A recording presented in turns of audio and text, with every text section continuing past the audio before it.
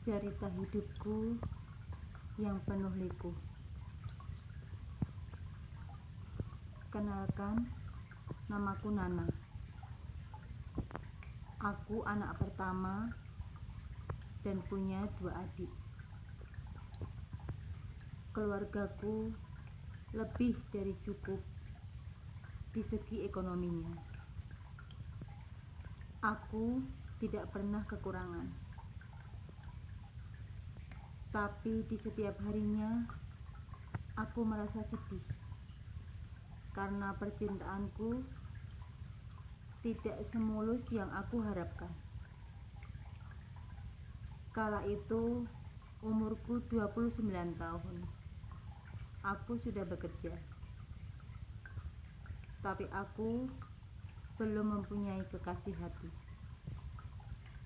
Teman-temanku sudah pada menikah, bahkan mempunyai anak. Setiap hari ibuku menanyakan sosok laki-laki idamanku. Beliau malu mempunyai anak gadis yang sudah besar, tapi belum menikah juga. Tapi aku harus bagaimana? Belum ada laki-laki yang meminangku. Hingga suatu hari ibuku memperkenalkan aku dengan seorang laki-laki. Rumahnya tetangga desa.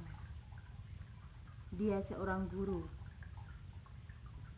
Pertama kali bertemu, aku tidak menaruh hati padanya.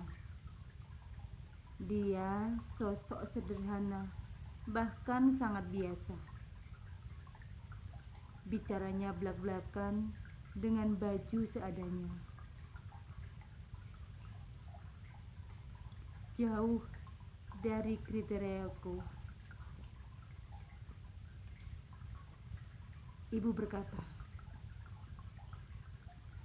"Nana, kamu harus menikah dengan dia."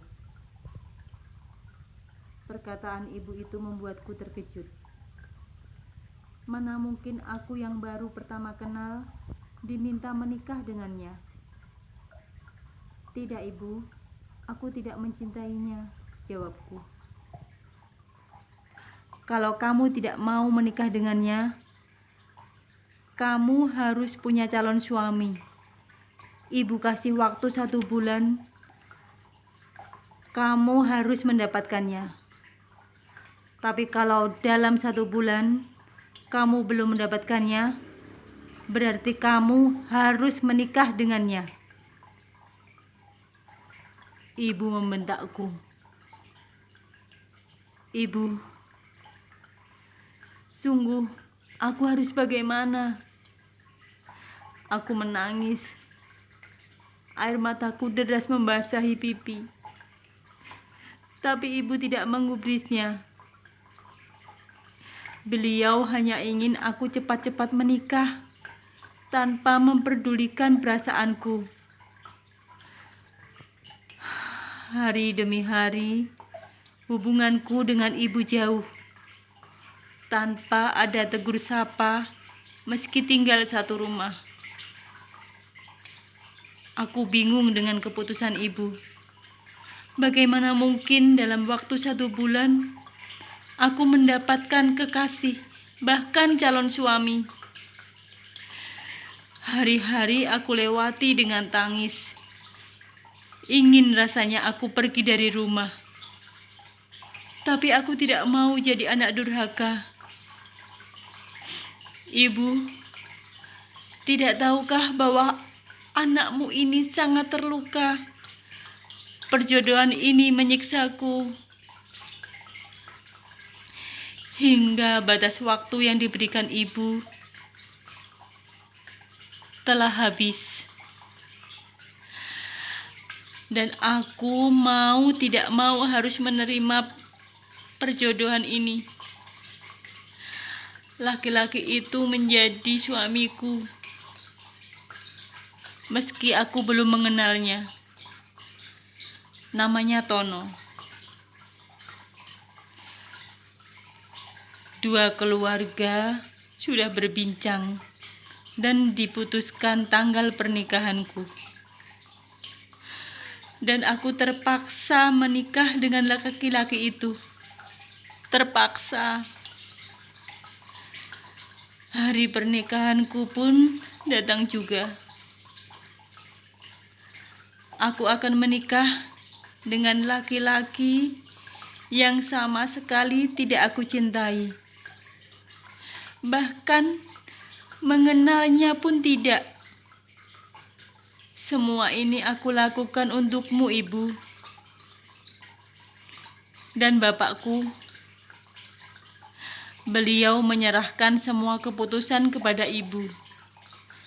Beliau tidak punya suara di setiap keputusan di rumah kami. Di pernikahanku yang megah itu, tidak ada senyum di bibirku. Entah apa pandangan orang, aku tidak peduli. Dan kami pun resmi menjadi suami istri. Setelah menikah, aku tinggal bersama suami dan kedua orang tuanya.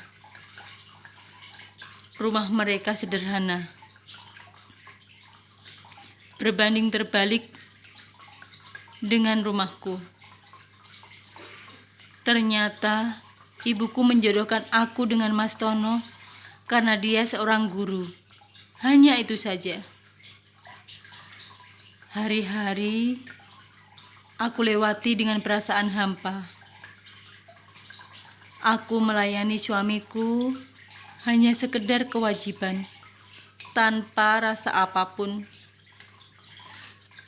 Hingga bulan berganti, aku mulai menata hatiku untuk mencintainya. Aku berusaha berdamai dengan hatiku, dengan perasaanku. Dan akhirnya, aku berhasil menaklukkan hatiku. Aku mulai menyukainya. Aku mulai menikmati hidupku bersamanya. Tapi masalah datang menginjak 10 bulan pernikahan kami. Kala itu, aku belum hamil. Bagi sebagian pasangan, 10 bulan adalah waktu yang baru sebentar.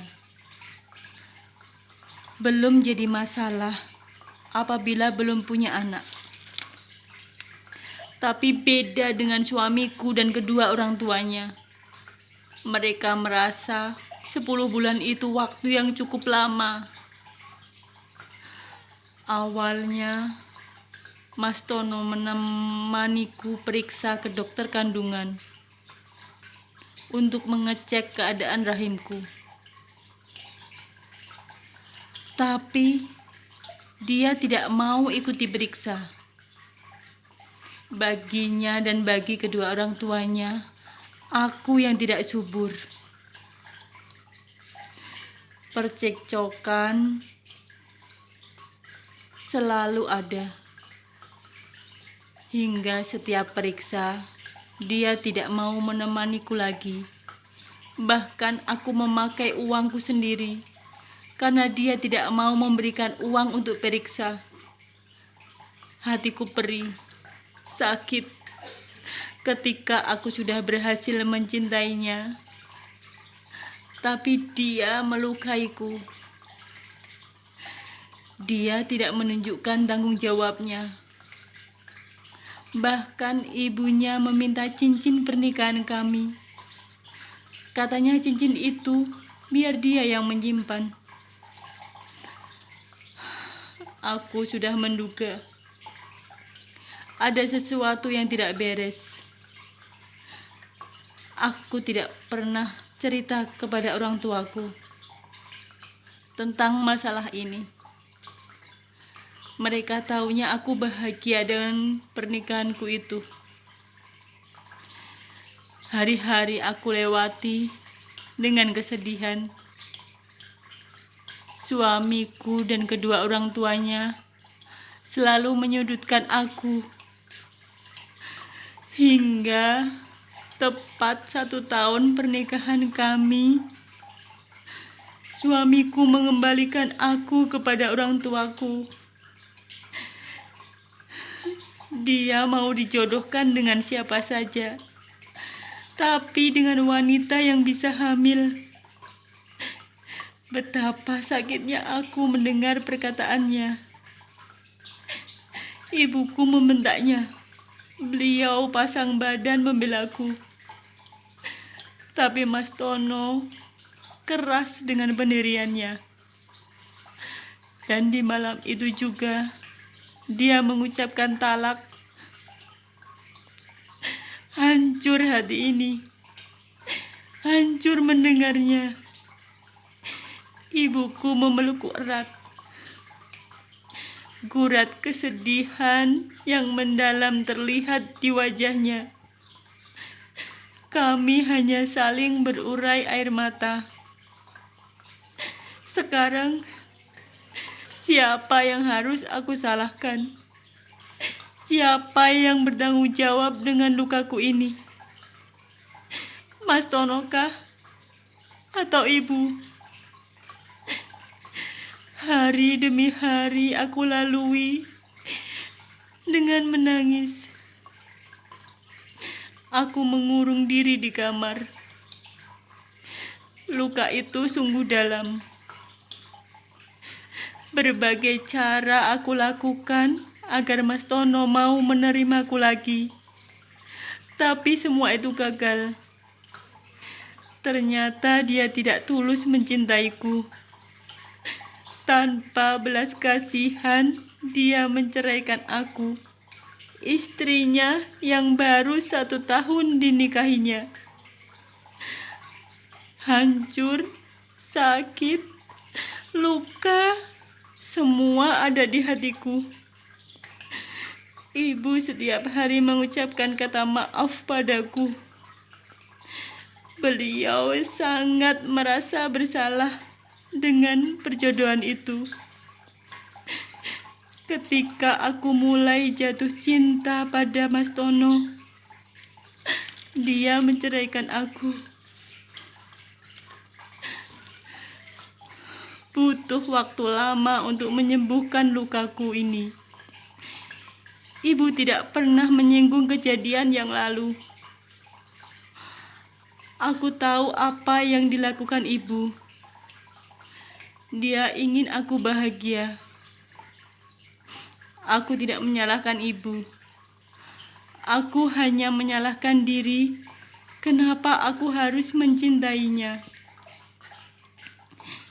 2 tahun berlalu. Aku mulai menata